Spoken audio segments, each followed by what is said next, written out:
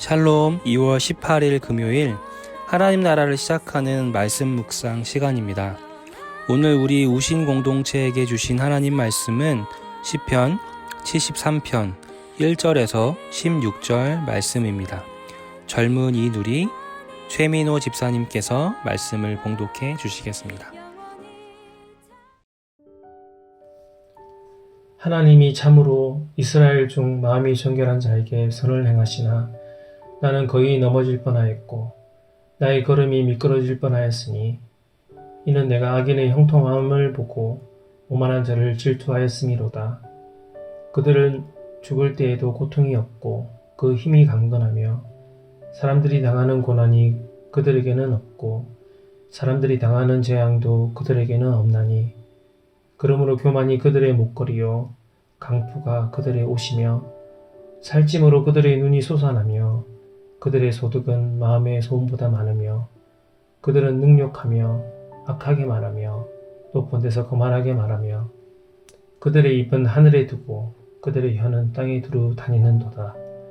그러므로 그의 백성이 이리로 돌아와서 잔에 가득한 물을 다 마시며 말하기를 하나님이 어찌하랴 지존자에게 지식이 있으랴 하는도다. 볼지어다 이들은 악인들이라도 항상 평안하고 재물은 더욱 불어나도다. 내가 내 마음을 깨끗하게 하며 내 손을 씻어 무죄하다 한 것이 실로 헛되도다. 나는 종일 재난을 당하며 아침마다 징벌을 받았도다. 내가 만일 스스로 이르기를 내가 그들처럼 말하리라 하였더라면 나는 주의 아들들의 세대에 대하여 악행을 행하였으리이다. 내가 어쩌면 이를 알까 하여 생각한즉 그것이 내게 심한 고통이 되었더니. 아멘. 난 당신이 좋아의 저자이신 김병년 목사님은 18년 전 사모님이 뇌경색으로 쓰러지셨습니다. 하필 셋째 아이를 낳은 지 얼마 되지 않아 목사님께서 수요 예배를 가신 사이에 사모님은 쓰러지셨고 그 뒤로 지금까지 일어나지 못하고 계십니다. 목사님은 18년 전 어느 날 찾아온 고난 앞에서 하나님의 실존과 삶에 대해 질문하기 시작하셨습니다. 과연 왜 나에게 이런 일이 일어났을까? 정말 하나님은 살아계신 것일까? 개척교회 목사로, 개척교회 사모로 정말 신실하게 하나님을 섬겨가던 이분들에게 갑자기 찾아온 고난은 삶의 많은 것을 혼란스럽게 했습니다. 그리고 이런 목사님을 더 혼란스럽고 힘들게 한 것은 주변 사람들의 반응이었습니다. 마치 고난을 당한 욥의 친구들처럼 주변 사람들은 각기 이 문제의 해결 방안을 목사님께 제시했습니다. 이게 다 목사님의 죄의 문제이며 따라서 진실된 회개를 해야 한다는 사람도 있었고 이 병이 낫지 않는 이유는 목사님의 믿음이 부족한 것 때문이다 말하는 사람들도 있었습니다. 그래서 목사님은 사모님의 병을 낫게 하기 위해 40일 금식을 2번이나 하며 자신의 죄를 회개하기도 했고 유명한 기도원에 들어가 강력한 믿음으로 병이 낫기를 부르짖어 보기도 했습니다. 그러나 금식 기도를 여러 번 해도 병이 나음을 믿는 믿음을 수없이 선포해 봐도 사모님의 병은 낫지 않았습니다. 하나님에 대한 믿음은 의심으로, 자신의 죄의 고백은 하나님에 대한 원망으로 점점 바뀌어 갔습니다. 그래서 목사님은 나중에는 하나님을 향해 삿대질을 하고 소리를 치시기도 하셨다고 합니다. 아무리 그래도 감히 하나님을 향해 찬양이 아닌 원망을, 감사가 아닌 불평을 하는 모습이 불경스러운 것은 아닌가. 목사님이 아무리 그래도 어떤 상황이 있어도 하나님에게 원망과 삿대질을 하는 것은 조금 지나친 것은 아닌가 생각되실 수도 있습니다. 그런데 이런 목사님의 모습과 유사한 인물이 성경 속에도 있습니다.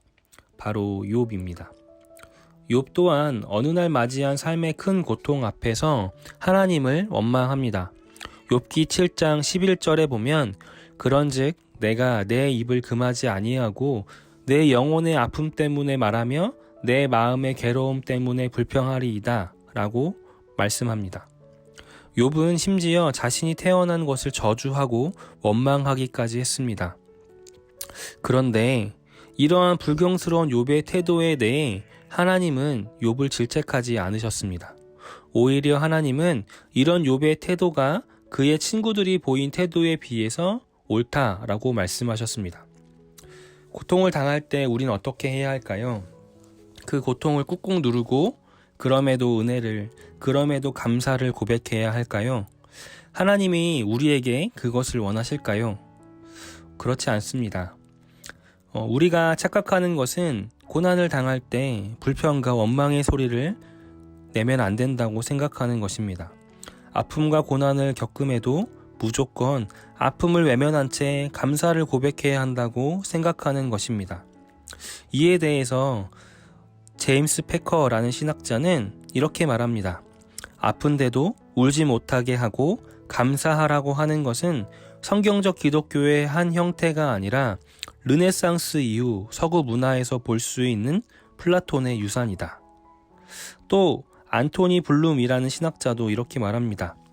탄식의 기도를 할 수 있느냐 없느냐가 신앙적 존재 여부를 가늠하는 척도이기 때문에 아무도 탄원을 무시해서는 안 된다. 시편을 보면 감사시, 찬양시, 그리고 탄원시가 있습니다. 오늘 우리가 함께 본 시편 73편은 이 중에서 탄원시에 속합니다. 그런데 우리는 시편에 이렇게 여러 종류의 고백이 있음에도 불구하고 하나님 앞에서 고통을 고백하는 것을 죄스럽게 여기곤 합니다. 이것은 잘못된 신앙입니다. 물론 그렇다고 해서 무조건적으로 하나님께 원망하고 불평한다는 것이 다 옳은 것은 아닙니다. 욥은 하나님을 향해 원망하고 탄식했습니다. 오늘 시편 기자인 솔로몬도 하나님 앞에서 원망하고 탄식했습니다. 여기서 중요한 것은 하나님 앞에입니다. 욥은 고통과 고난 중에서도 끊임없이 하나님을 대면하기를 원했습니다. 그는 하나님을 외면하고 창조주 하나님이시라면서 이런 고통을 받게 내버려준 자신을 원망하며 하나님을 떠나지 않았습니다. 앞서 소개한 김병년 목사님 또한 그 원망과 불평을 하나님 앞에 쏟아냈습니다. 그러면서도 여전히 주님 앞에 있었습니다. 그들의 마음속에는 여전히 고통과 불만, 하나님에 대한 의구심으로 가득 차 있었지만 그럼에도 하나님을 찾았습니다. 도대체 이 원망과 고통의 이유가 무엇인지 대답해 달라고 하나님을 찾았습니다. 하나님을 떠나지 않고 하나님 앞에서 주님을 대변하기를 원했습니다. 그리고 하나님은 그런 그들을 찾아오셨습니다. 다시 김병년 목사님의 간증을 나누면 어떤 노력과 수고에도 낫질 않으시는 사모님의 문제 앞에서 좌절하고 낙심되어 있을 때 그 어느 날 하나님께서는 목사님을 찾아오셨습니다. 그리고 목사님에게 한 찬양의 고백과 말씀을 들려주셨습니다. 거친 파도 날 향해 와도 주와 함께 날아오르리. 폭풍 속에도 나의 영혼 잠잠하게 주를 보리라 는 고백이었습니다.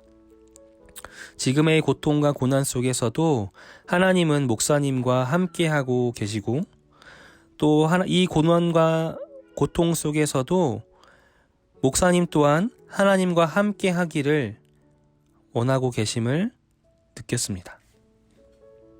원망으로 하나님 앞에 나아가는 것이 기도입니다. 분노로 그분의 이름을 부르는 것이 참된 기도입니다. 하나님이 모든 상황을 통치하시는 선한 분임을 믿기에 그분께 불평해야 합니다. 원망과 불평은 하나님의 성품을 믿기에 나오는 탄식입니다. 우리도 마찬가지입니다. 고난을 대하는 올바른 태도는 하나님을 향하는 것입니다. 원망과 불평을 숨기는 것이 아니라 그 원망과 불평, 풀리지 않는 의문을 가지고 하나님을 대하는 것입니다.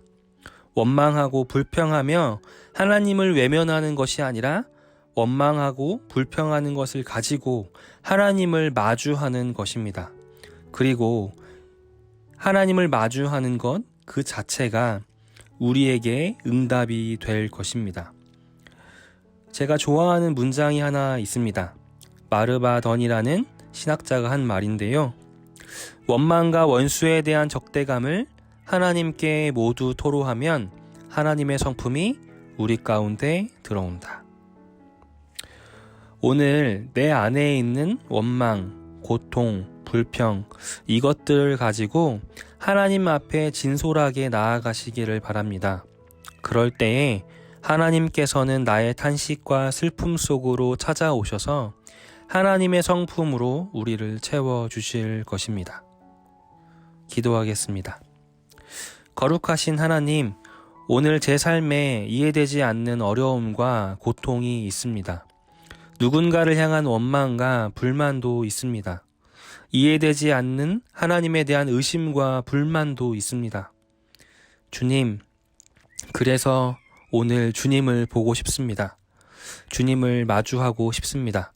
이런 제 삶에 찾아와 주시옵소서. 그리고 저의 슬픔과 고통을 지우시고 주님의 성품으로 기쁨과 평안으로 제 마음을 채워 주시옵소서. 예수님의 이름으로 기도드렸습니다. 아멘. 말씀을 마쳤습니다.